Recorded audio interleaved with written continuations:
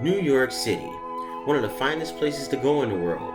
So much to see, so many places to go, such as the Statue of Liberty on Liberty Island, Madison Square Garden, Times Square, Ninja Turtles, cabbies, so many things, including the New York Yankees. That's right, I said it, New York Yankees. Hey guys, I'm JediSonic, and I'm bringing you my first video game review.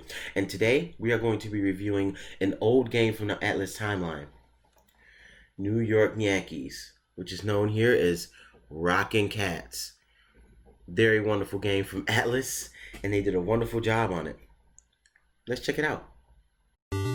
Rockin Katz was created by Atlus and released in April 5th, 1991 in Japan under the name of New York Yankees. Then later that year, in September, in the US for the NES Entertainment System and the Play Choice 10 arcade system as Rockin Katz. Atlus is a big company known for a list of greatest hits such as Shin Megami Tensei, Persona, Guilty Gear, Snowboard Kids, Trauma Center, and the list goes on.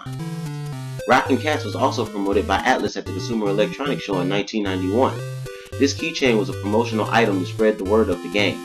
Sadly, I don't have it, seeing that it's super rare. I would totally love to see this game come back if Atlus was ever to reboot it as a pre-order bonus. Remake this game, Atlus. It would make us so proud. There are some minor differences in the game from the US and Japanese release, mainly the title. I believe it was due to a complication being similar to the New York Yankees. Such product placement, such as Coca-Cola, was replaced and turned into Atlus Soda. An alcohol reference changed from New York beer to root beer, and various other sprite changes. The characters looked more manga style in the Japanese version as opposed to the American release, where the characters looked more like their real-world animal counterparts. The story of the game goes as follows. A smooth jazz cat named Willie was apparently doing a solo when the local crime boss Muggsy stole Jill away.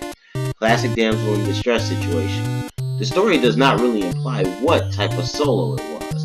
It could have been anything from a piano solo, a saxophone solo, a song, anything. The theme of the game seems to be very jazzy, so it has a 1940s type of feel to it. On the title screen, you will see that there's a nifty password system to recall your progress after dying. I see that the alphabet is here, but why are the zodiac symbols here? Are these even necessary? Starting the game to bring up a stage select menu in the style of the old television set from the 1950s. The levels represent episodes in which Jill has been captured by Muggsy's goons. There are 7 channels on the TV. The game has 5 levels, or channels in total, with the 5th being the longest in the game. The other 2 is a chopping channel and a bonus channel, which I will explain shortly. In order to get to channel 5, you must rescue or watch Willie rescue Jill in each of the 4 channels. These levels, or episodes, consist of the streets of New York, an airport, a theme park, the Wild Wild West, and Muggsy's side town. Channel 5 is sort of like the final episode that determines everything. In the stages, it's basic platforming action. You walk through the stage picking up bags of money, hearts, and extra lives. You have 6 life hearts to play around with. Lose them all and your lives, and you will be met with a game over and a password that you can use to restart your progress with how many channels you completed and items you collected. Your main source of attack is a punch gun. Now, in the manual, it implies that Willie made this weapon himself. This opens up further questions to the game's lore. Is he a super intelligent and or great inventor as well as being a great performer? Also, you will notice that the other enemies are using actual guns with actual bullets, actual bows with actual arrows. I believe that this also implies that Willie has a sense of pride and does not like to kill. He prefers subduing his opponents in other ways. It's questionable what else he's used his talents for. With the punch gun, Willie has multiple tactics. You have the basic punch. This is the common way to beat baddies. Just punch their lights out. Then there's a technique involving shooting the gun at an open ledge or platform. Doing this will allow Willie to grapple the platform. After grappling, upon pressing the B button, Willie will then begin to swing. During this time, he is invulnerable and will hit anything he touches. If you press the B button again, it will send him flipping in that direction that you let go. Then you will land and do this. I mean, come on, seriously, is he an acrobat too? He's posing like he just hit the top flip at the Olympics. No wonder why Jill wanted him. Anyway, his next ability is a super punch jump. While airborne, you can press down plus B for Willie to shoot his gun downwards toward the ground or at a goon. He will bounce straight higher than normal. Another cool thing is that Willie can turn his punch glove into a catcher's mitt. In this mode, he can catch certain things and throw them back, or simply just carry them. It's hilarious to see what he can pick up and throw. Yeah, have a heart, you cool doggo. Hey Willie, I bet you can't beat Muggsy. Hold my beer. Then there's a smash attack. This looks more like a mistake than anything. If Willie punches a wall, it sends him flying back, hitting anything behind him. It also helps him get extra leverage to travel faster and further. Now about those last two channels, the shopping channel and the bonus channel. The shopping channel is literally what it says, a shopping channel. But don't expect your traditional QVC, jewelry, and household appliances. Here you will find some nifty gadgets for Willie to purchase. These gadgets makes the game a lot easier. First is the cherry bomb, or bomber as the game calls it. It launches a small bomb every time you punch. Then there's the hammer arm. It literally changes your fist into a spiked ball and chain. This weapon does double damage to foes and knocks back projectiles. However, you lose the ability to grab the ledge and catch things. Small price for doing heavy damage. Next up is the twin balls. The icon is a pair of maracas, and when you shoot it, it makes a maraca noise. This is arguably one of the best weapons in the game alongside the hammer arm. While it doesn't do double damage, it has a tendency to hit twice and allows you to strike from a distance, so it's debatable at which one is better. Best to use for a certain situation that it calls for. The last item is more of a mobility upgrade. Jet boots. They allow Willie to slowly float down to the ground. It allows you to clear large gaps and swing less. Makes things a whole lot safer. The other item is just a one-up. $500 and it's yours. This is also the one item that does not sell out, so stock up. The bonus channel is a mini-game segment where you can play mini-games for certain amounts of money. The cheapest being roulette and the more expensive being pipe toss. Roulette is straightforward. You basically have to press the button to stop Willie from spinning.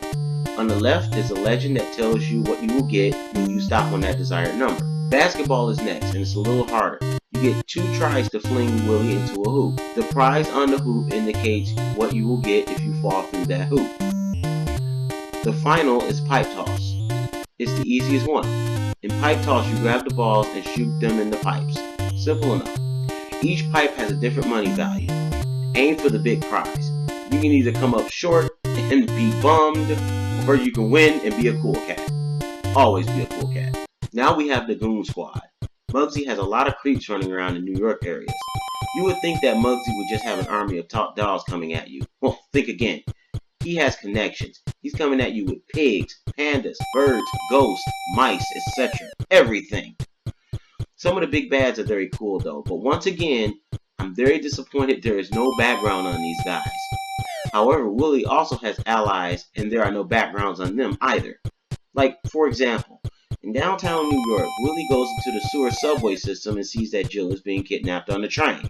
He can't keep up, but then this kid shows up and offers him his skateboard. Now you're riding alongside the train on a skateboard while doggos are shooting you from outside the windows with Skittles and Chihuahuas riding scooters. Which is pretty cool, but whose kid is this? Oddly enough, he is the same kid that shows up on the stage select screen and changes Willie's expression. There is no background on this kid whatsoever. I couldn't find nothing. He looks like a little version of Willie. Does this imply that Willie and Jill have a son together?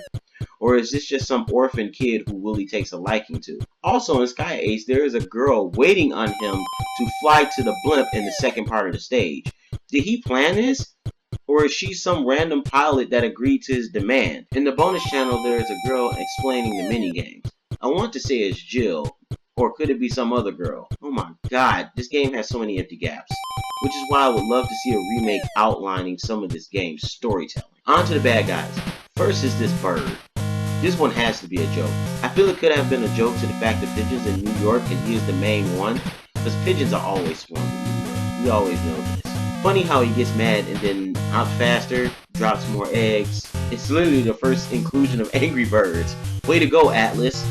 But no threat here, just punch him to death. Next is the Bull Band, the hip-hop jazz group owned by Muggsy himself that plays underground. There's no name on this lead singer guy or anything.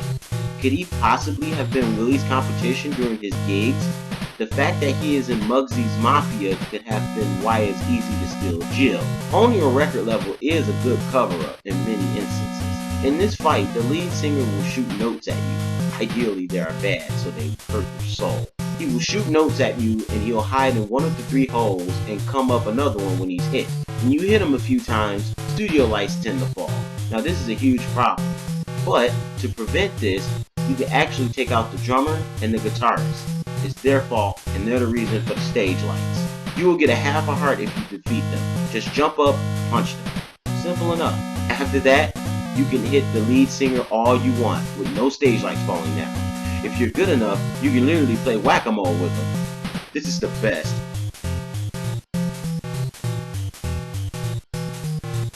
In the Sky Age channel, there's a pilot dog you fight after you get on the plane. But there's one problem. What is he using to fly? Is he flying on air or what the mess? Like, wait. Oh, wait, I see. He's flapping his ears. I guess that's okay. Whatever, that still doesn't make any sense. There in the blimp, there is a machine. Nothing special here. Muggsy is so rich, so getting a tech engineer to build him a blimp and a robot dog is normal for a mob boss. It has multiple hands, and each hand has a tech.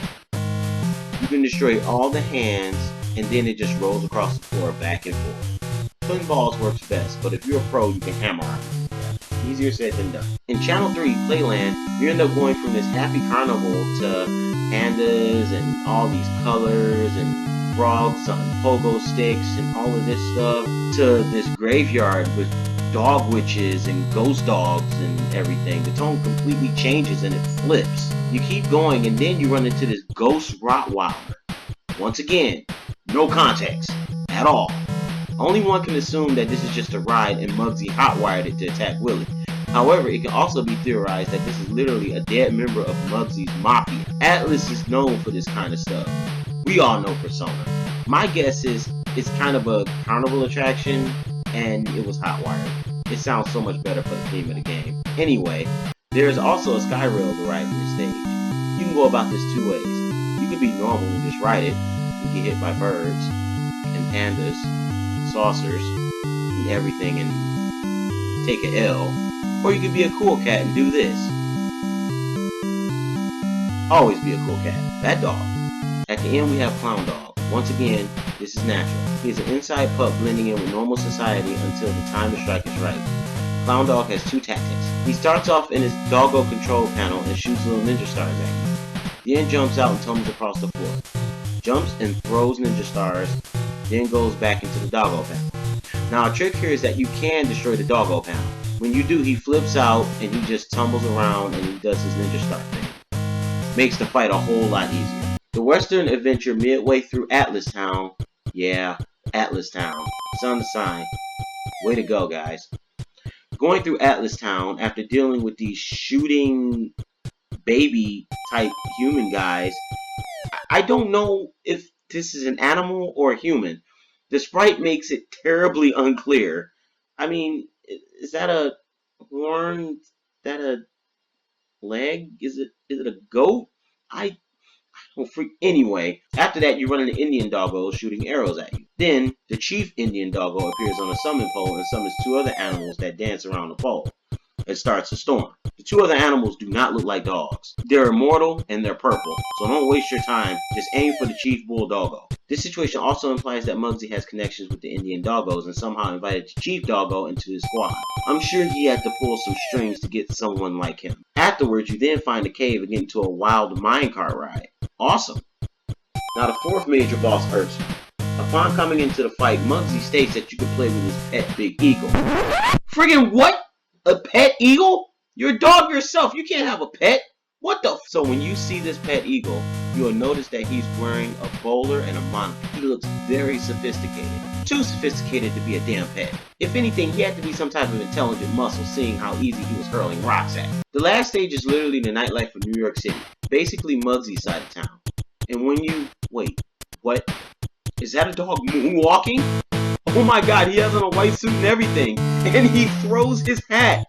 Why couldn't he be a boss? Oh my god. He's such a smooth criminal. You've been hit by a smooth criminal.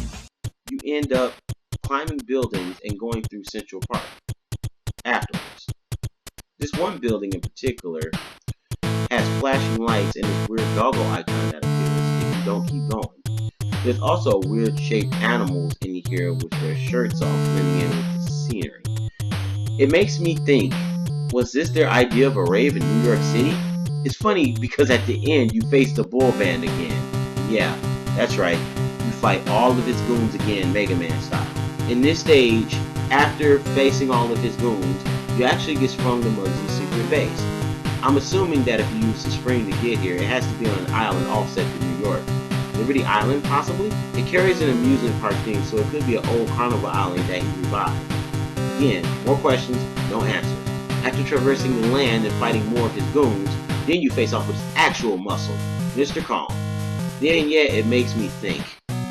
Is he a pet too? When you fight him, bananas do fall from the ceiling supposedly, off a trip. So, you have a pet eagle and a pet monkey. Goodness gracious! Okay, Muggsy, wonderful.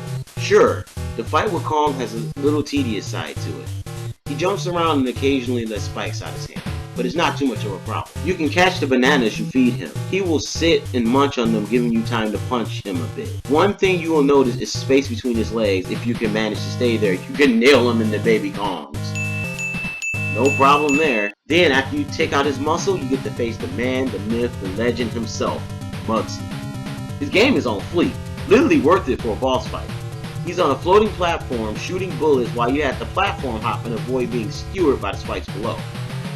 An occasional bomb will drop and you can pick up and throw it at him. Once you beat him, you literally send him straight to the moon. Bang! Zoom! Straight to the moon. And Will and Jill live happily ever after. Until after the credits are over and then you get this post-Marvel credits scene. Muggsy challenges you again, and this time he says he has more money and more items.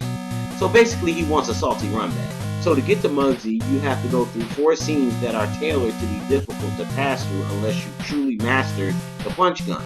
Once you've done this, you'll face Muggsy again.